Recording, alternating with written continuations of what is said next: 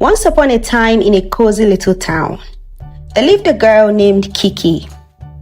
She is beautiful, with soft, glowing skin, and her cheeks were always rosy, not from hard work, but from her endless naps and lounging by the window.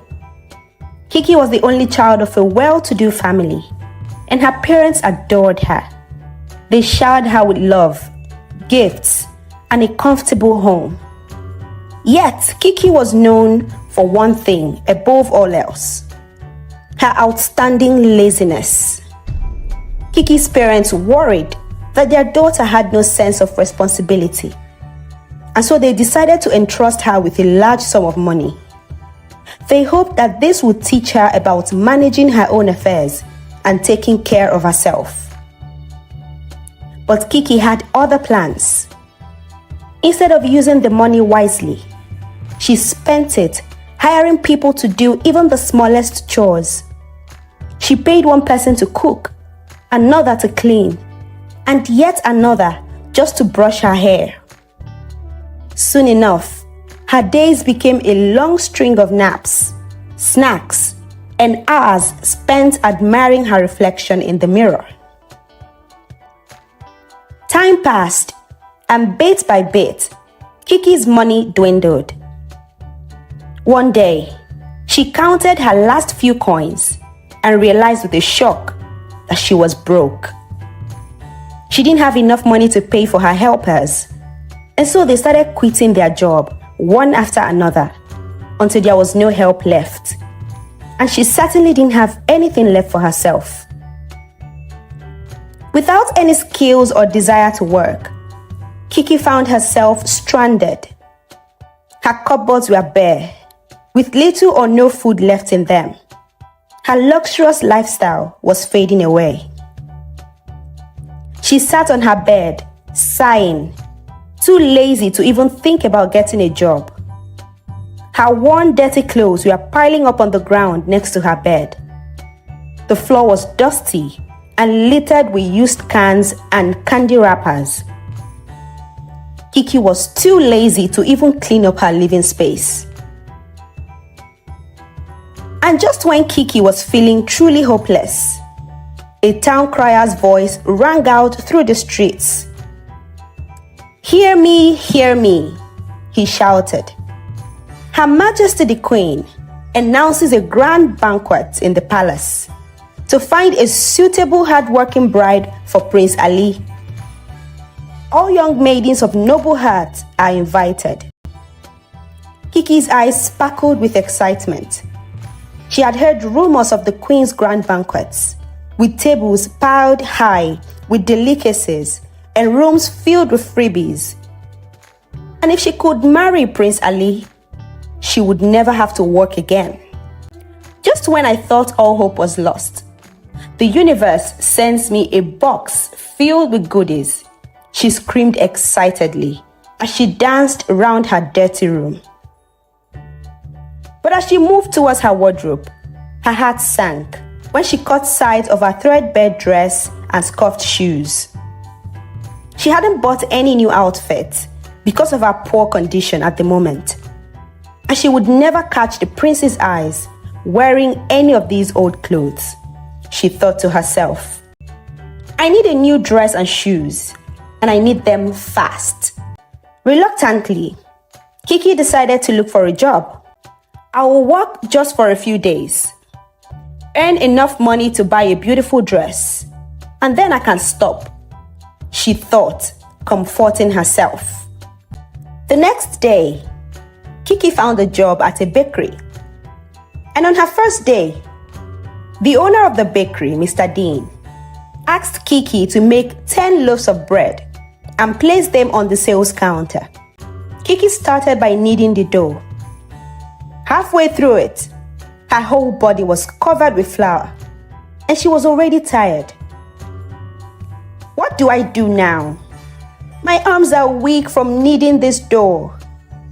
How am I supposed to make 10 loaves of bread like this?" she thought out loud. After a few minutes, Kiki observed carefully as the bakery owner stepped out.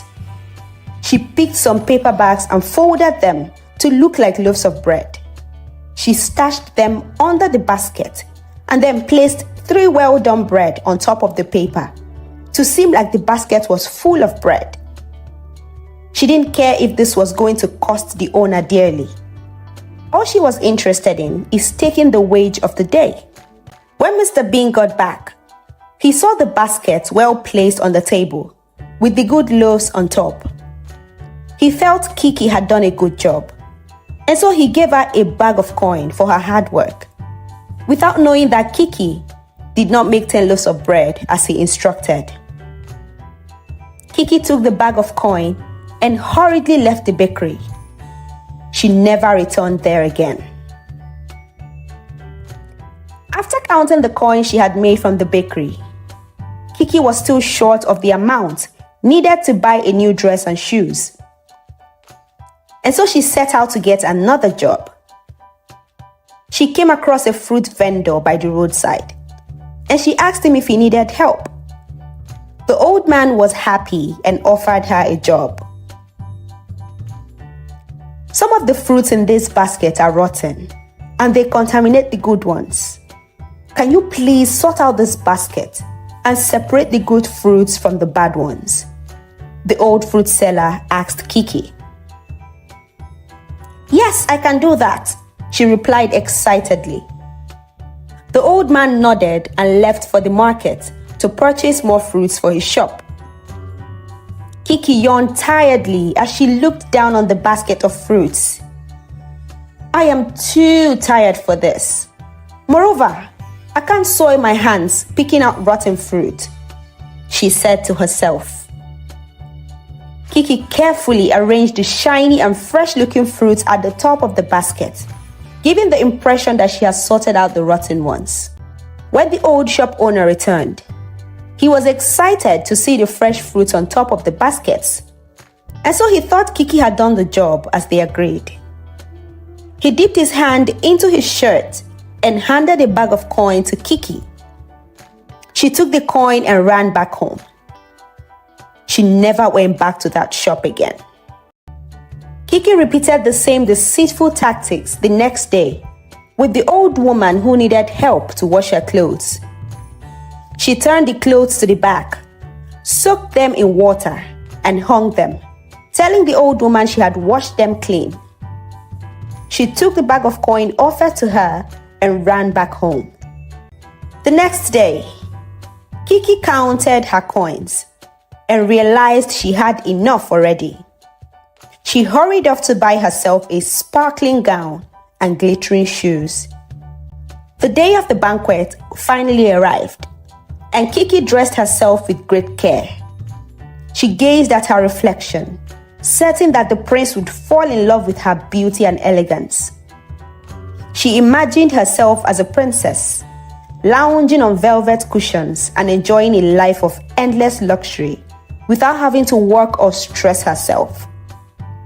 She gave herself an approving nod and headed to the palace.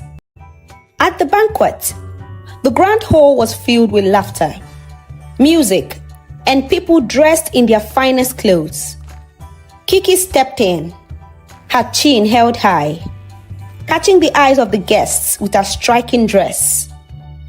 She felt confident that she would be the belle of the ball. She stood with the other maidens as they awaited the royal family. Then came the moment when Prince Ali was ushered in with his mother, the queen. He began to walk through the crowd, speaking to each guest and the beautiful maidens. He was kind and charming, with a warm smile. And Kiki's heart fluttered as he approached her. But before he could say a word, a voice rang out from across the hall. It was Mr. Dean, the bakery owner. He pointed at Kiki, his face stern. That is the girl who lazed around my bakery, pretending to work and eating up half the goods. The old fruit seller also stood up and screamed out from the other end of the room. Yes, that is the girl I asked to sort out rotten fruits when she came to look for a job. and she deceived me and took my money." Another shop owner stepped forward, followed by another, each one describing how Kiki had tricked them, taking their money while hardly lifting a finger.